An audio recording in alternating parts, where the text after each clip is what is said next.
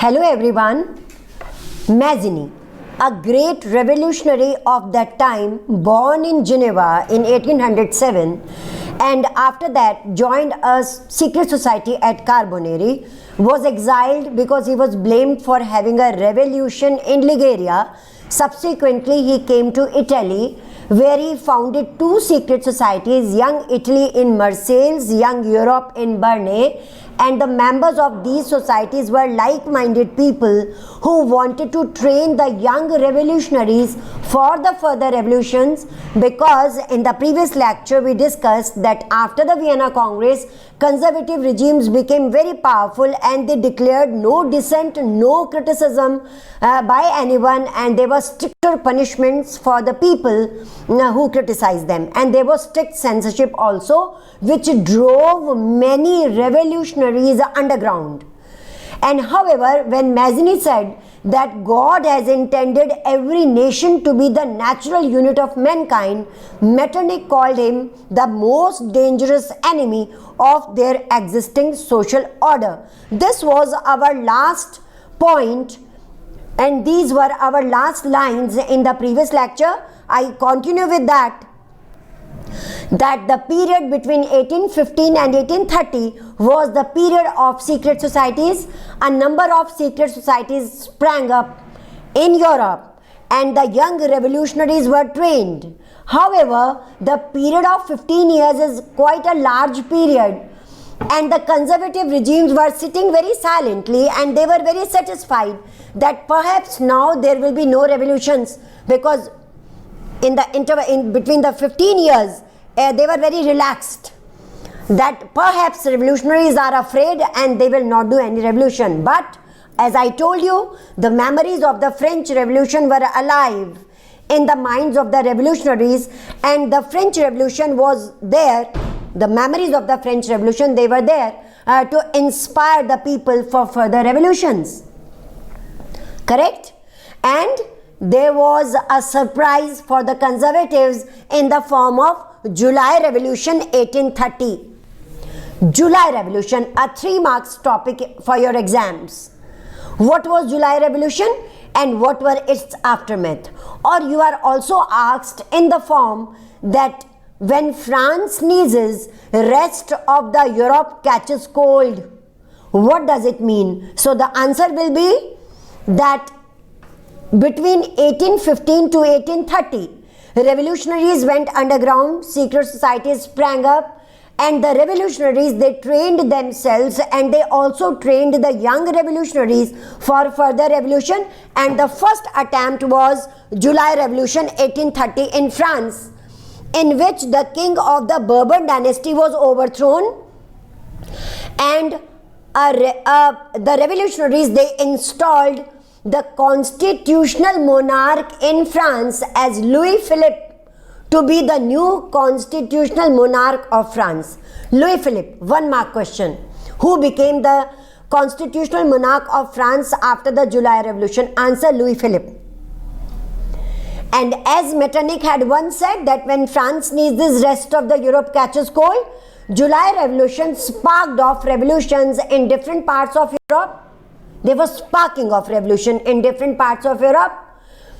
Belgium broke, there was a revolution in Brussels. Belgium broke away from Netherlands. Brussels, which is the capital of Belgium, there was a revolution. And in the previous lecture we discussed about Vienna Congress, where Netherlands and Belgium were put on the north part of France. They separated from each other, Netherlands and Belgium, and Greek War of Independence took place. So this will be your answer when you are asked either what was July Revolution in France, what was its result, or you are asked when France sneezes, rest of the Europe catches cold, what does it mean? You write these points. Louis Philippe was put to throne, and there was a revolution in Brussels, and resulting in Belgium breaking away from Netherlands, and Greek War of Independence took place. Very systematically you have to write according to the points, according to the sequence. Then we will discuss the Greek War of Independence. Greece. It was a part of the Ottoman Empire, about which we have discussed in so many lectures that Muslim rulers were very strong in the medieval period. In the 15th and 16th centuries, these Muslim rulers, rightly called the Ottoman Empire, the Turkish rulers, they were very strong. And you can imagine that how much strong they were, that they had inhabited even the European regions, even the European countries under them. So Greece was a part of the Ottoman Empire. There were uprisings in Greece time to time in 1821, in 1824, time to time there were uprisings. Greeks were demanding their independence right from so many years. But Ottoman Empire, they wanted that Greece should be their part only and they should remain over there, and they introduced certain reforms time to time so as to convince people of Greece that they should not demand their independence. But the wave of revolution after the July Revolution, there was again attempt, and actually Greece was supported by many Western European countries. Greece had been a major issue for the European countries, because European countries considered Greece as the cradle of European civilization. Even the poets and writers lauded Greece in their writings. They lauded Greece as the cradle of European civilization. Cradle means where the civilizations, the culture, the language, sports, etc., they all began from Greece and then spread to different parts of Europe. Those Greeks who were exiled from the country because they were doing revolutions again and again, from outside they were supporting the Greek War of Independence. And there was a wave, there was a propaganda in many European countries telling the European countries to support a Christian country against a Muslim empire. So even this emotion was gathered, this emotion was taken care of, that all the European countries, they must support a Christian country against a Muslim domination. However, we all know that this was the period, the modern period, when Muslim empire was on its decline. Because modern period belongs to the Christians, because Christian missionaries were entering in different parts of the world and they were spreading Christianity, and the Christians were becoming strong. Leaders, those Greeks who were outside, who were exiled from Greece, from outside they were supporting Greek War of Independence. Moreover, Western European countries had sympathy with Greek culture, they had sympathy with the Greeks. We have an example of Lord Byron. He was a poet in England, English poet, Lord Byron. He even collected funds. He went door to door, collected funds for the Greek War of Independence. He went to Greece to participate in a war against the Ottoman Empire, but there he died of fever in 1824 and he became a legend in history. And even today he is remembered that he supported Greek War of Independence. However, after the July Revolution, the wave of Greek War of Independence gained momentum.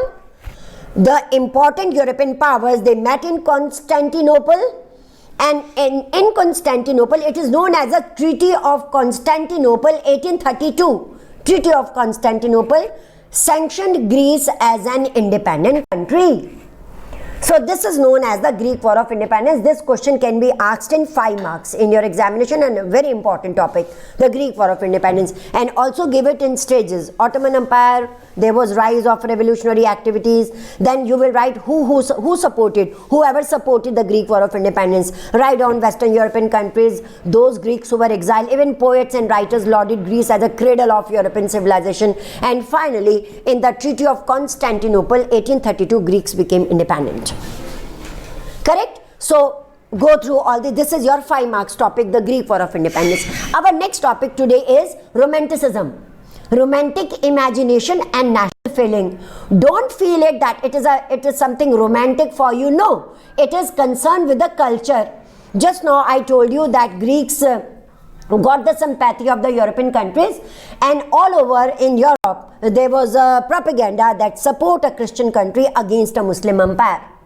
However, the wave of nationalism that was spreading in Europe, particularly in those countries who were becoming nation states gradually, the methods that were adopted by the revolutionaries was to propagate their ideas through documents, through pamphlets, through writings, etc. And this was the period, remember students, that this was the period when there was height of illiteracy in Europe. Height of illiteracy means in Europe at this time there were less educated people but more illiterate people. So how could the idea of nationalism, like we discussed about liberal nationalism, political liberalism, economic liberalism, how did these ideas reach to the common people who were mostly illiterate? So another theory, another philosophy developed in Europe, that was in the form of Romanticism, a cultural movement that sought to develop a peculiar feeling of nationalism, particularly among those people who were mostly illiterate. And Romanticism did not stress upon science, reason, rationalism, etc. Instead, it stressed upon culture, language, folk dances, folk music, plays, songs, etc. We all know that whenever there is a song, we remember it for a long time because we love music, we love songs, we love legends, stories. So Romanticism stressed upon developing nationalism among the people who were mostly illiterate through plays, songs, music, folk dances, etc.